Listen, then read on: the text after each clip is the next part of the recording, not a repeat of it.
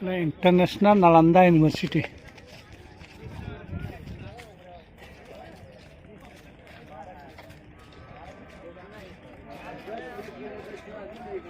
तुमको पुराना देखी खंडर जो बहुत वर्ष पूर्व थिला नालंदा यूनिवर्सिटी नष्ट हो जाती खोला बार देखी एवं देखा नुआ नालंदा यूनिवर्सिटी बिहार तैयारी करा बहुत बड़ एरिया पाखापाखि 12 किलोमीटर बुलिया पड़ो नालंदा यूनिवर्सिटी।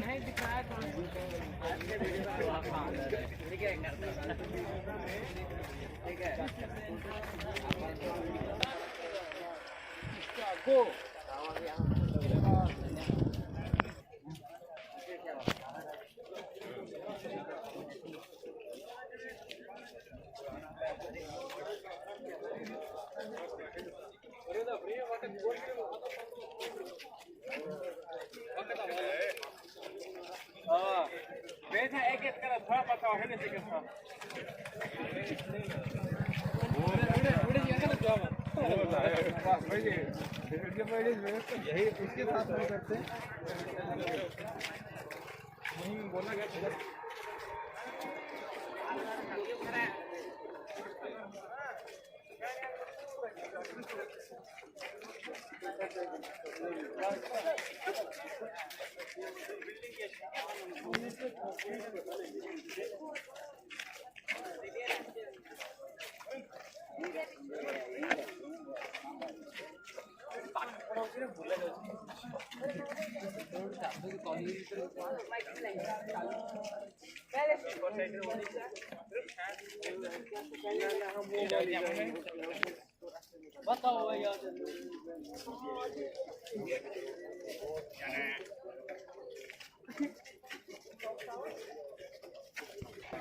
कोड की जाऊ रे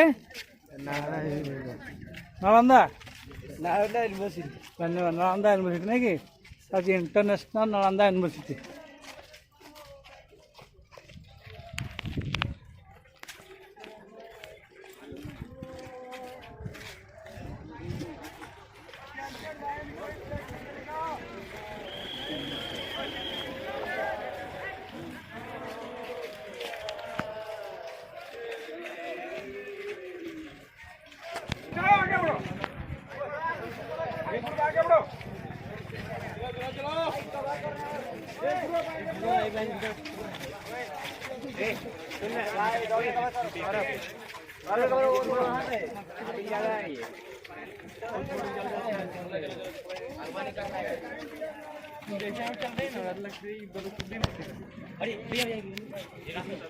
That is Soma Swaraj Auditorium.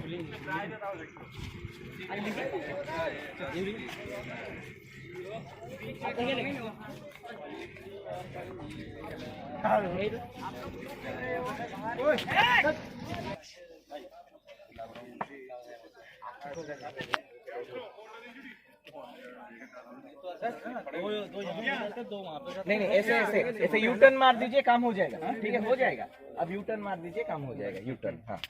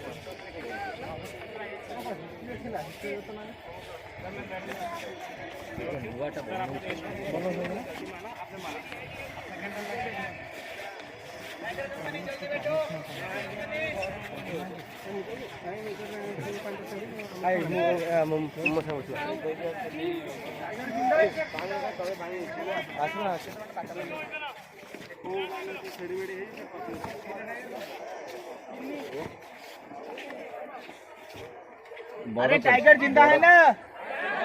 Very good, बैठ जाओ। वाला किसी कौन है? तो वो दिन जाएगी बहुत चले। और नीचे वाले अभी सोच रहे हैं कि कौन आएगा। हाँ सीधी तंगर बीसी बीसी ऐसे कोई तो ये जो इनॉग्रेशन कोई थी तक कोई करिए। अरे वो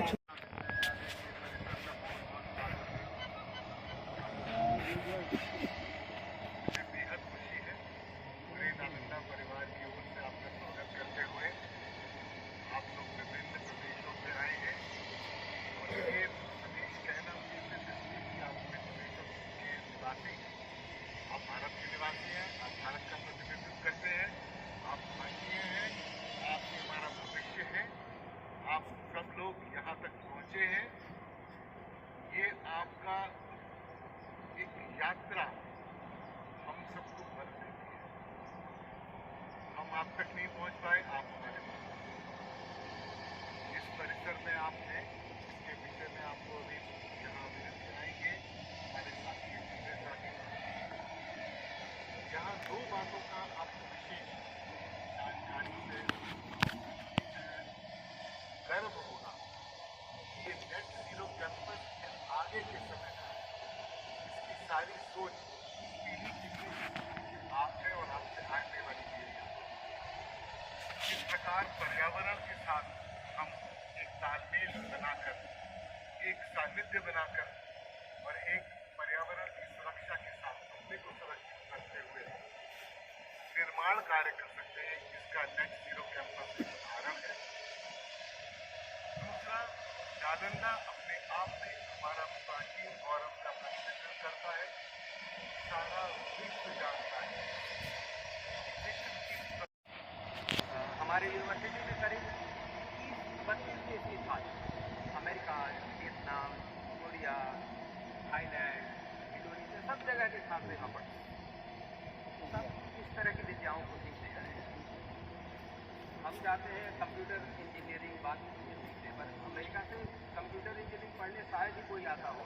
पर इस तरह के जैसे हमारे क्लास में अमेरिकन, वियतनामीज, श्रीलंकन सारे विद्यार्थी मौजूद हैं। कई सारे तो हमसे उम्र में भी बड़े हैं, सब पढ़ते हैं विद्यार्थी। हमारे पास 2-3 रिटायर्ड प्रोफेसर हैं यूनिवर्सिटी के, यहाँ पढ़ रहे हैं। तो नालंदा जो शब्द है ये अक्सर में 2 शब्दों से आता है, नालम दा।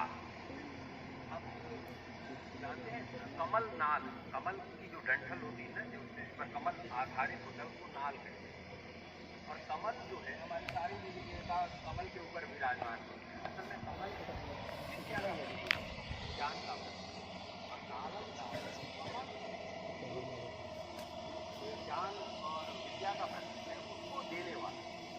नालंदा शब्द जहाँ से आता है, जहाँ से ज्ञान को बांटा जाता था। और एक और अर्थ है, बाद में 6वीं शताब्दी में एक चीन के यात्री आए थे प्राचीन नालंदा में, आपने पढ़ा है रेनेसां के बारे में? तो वो अपने ग्रंथ में लिखते हैं नालंदा का एक और अर्थ है, कहते हैं न अलम दा। अलम मतलब होता है लिमिट, कम, और न मतलब कम नहीं, लिमिटलेस देने वाला।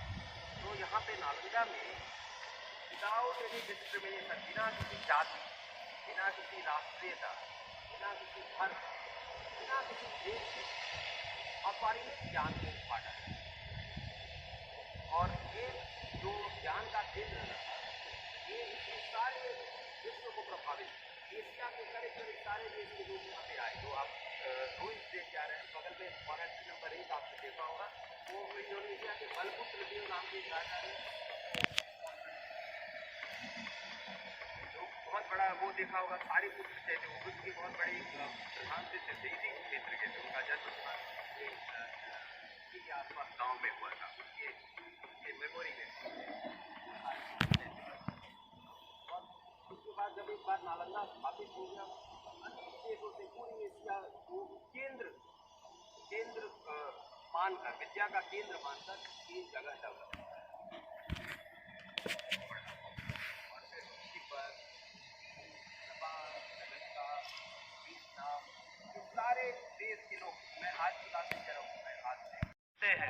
अब एक डिसिप्लिन मेंटेन करते हैं, वही सोच रहा है। तो थोड़ा सा लिंक करते हुए कि इतिहास से, जैसा कि प्रोफेसर साहब ने भी बताया, उसी को लिंक करते हुए जब आप पुराने हमारे ऐतिहासिक यूनिवर्सिटी में जाएंगे तो आप पाएंगे कि 8 फीट का कम से कम मोटा दीवार हुआ करता था, और उस जमाने में 800 साल वर्ष पूर्व और 800 साल तक लगभग चला, दोनों ही लगभग 800 साल का फेज रहा है। तो उस जमाने में कोई एयर कंडीशनिंग नहीं था, बट उस परिसर से विश्व के सबसे बड़े स्कॉलर्स हुआ करते थे, और वो किस तरीके से होता था, तो मैंडेट था कि उसको रिवाइव करना है, फिर से पुनर्जीवित करना है। तो हम लोगों ने स्टडी किया, स्टडी करके पाया कि यार वो तो एयर कंडीशनिंग बगैर मशीन का भी होता था, तो हम कैसे कर सकते हैं आज के डेट में। तो इंडिजिनस जो हमारा लोकेलिटी का जो थीम था, हमारे जो पुराने चीजों में था, उसको कैसे रिवाइव करना है। उसको रिवाइव करने के लिए 8 फीट का मोटा दीवार हम नहीं बना सकते आज के डेट में। हमारे रिसोर्स जाएंगे, हमारे स्पेस जाएंगे, हमारा पॉपुलेशन बढ़ गया है। हमने क्या किया कि रखा वही कंसेप्ट, 8 फीट का मोटा दीवार बनाया, लेकिन बीच में कैविटी कर दिया, और हमारे आपके घरों में है जिसको हम और आप बेरांडा कहते हैं। तो वो बेरांडा, आपसे अगर पूछा जाए बेरांडा क्या होता है बेरांडा, तो आप कहेंगे कि नहीं, बेरांडा पे तो मतलब हम सोते भी हैं, हम खाते भी हैं, हम बैठते हैं, तो मल्टीपल पर्पस होता है। तो उन स्पेस का हमने यूटिलाइजेशन यहाँ पे किया मल्टीपल पर्पस में, कहीं पे रिसेप्शन, कहीं पे सर्विसेज जो हमको बिल्डिंग में चाहिए होता है, लिफ्ट के लिए, बहुत सारी चीजें, टॉयलेट्स के लिए, तो उसको पैसिव आर्किटेक्चर कहते हैं। एक अप्रोच होता है एक्टिव और एक होता है पैसिव, मतलब उसको और सरल भाषा में कहेंगे तो डायरेक्ट और इनडायरेक्ट। तो उस तरीके से बिल्डिंग ऑलरेडी एग्जिस्टिंग था,